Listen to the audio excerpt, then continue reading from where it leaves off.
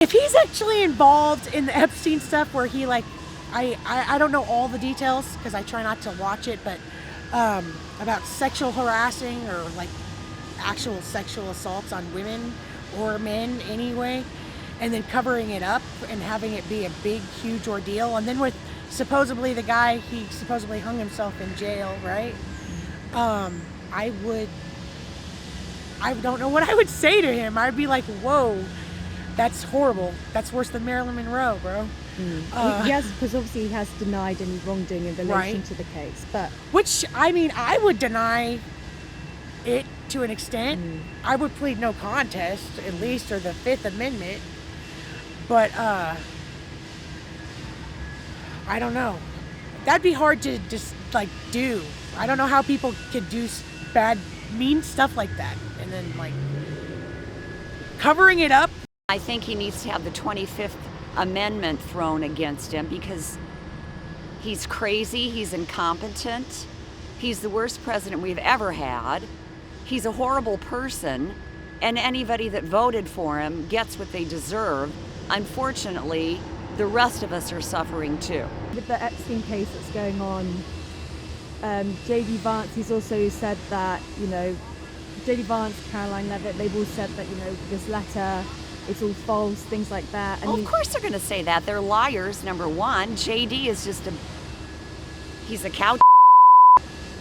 He's a piece of too. His whole administration is incompetent and they lie.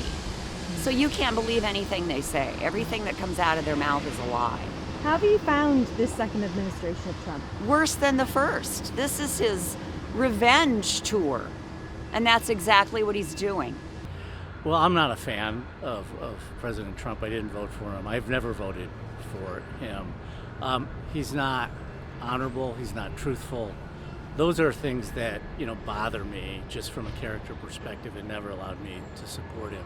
I think from a lot of my friends that do support him, I understand why, because of, economic policies. But I think with the things that he's done, in particular with tariffs, in particular with the immigration crackdown, are really harmful for the U.S. economy and is going to be problematic from a growth perspective. Mm-hmm. I think that, and then, you look at ultimately his family's involvement in things like cryptocurrency and how he's gaining from that. It's all very unseemly. Mm-hmm. And it's just, from my perspective, we've got a great country. We have a lot more in common with everybody than we don't. He doesn't unite us. It's just time to turn the page from him. He's been around for 10 years. It's at least, in my opinion, 8 years too long. Yeah. And I mean, something that's in the headlines in the moment is about his alleged letter to Epstein. Do you have any thoughts about that? Well, the thing that's amazing to me is that he continues to deny that he wrote it. It would be so simple, given his basically background and history, to just say, I guess I did. I don't remember writing it. I didn't really, think much of it at the time, blah, blah, blah, and he's moving on. But, I mean, his,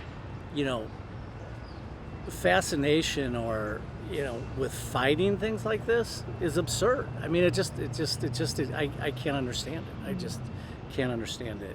I think he's a deplorable president and a really horrible man. He's a bully.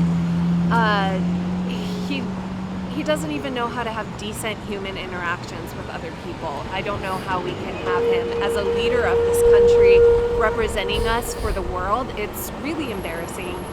I think he is really good at capitalizing on other people's hate. And right now we need somebody who is going to be able to actually create space for different opinions, and that's how we're going to get through change. It's not somebody who's using divisive language and tactics. I think we could have done a lot better. And I mean, what do you make of this alleged Trump letter to Epstein? Do you have any thoughts on that at all? I think we should believe women.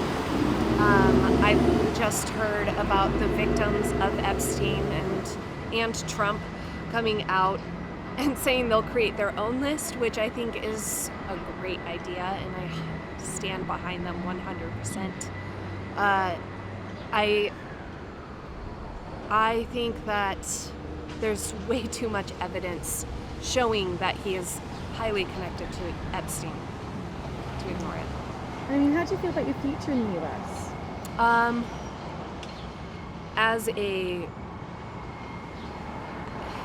It's not looking super great. I mean, I'm a queer woman, and I don't know. You know,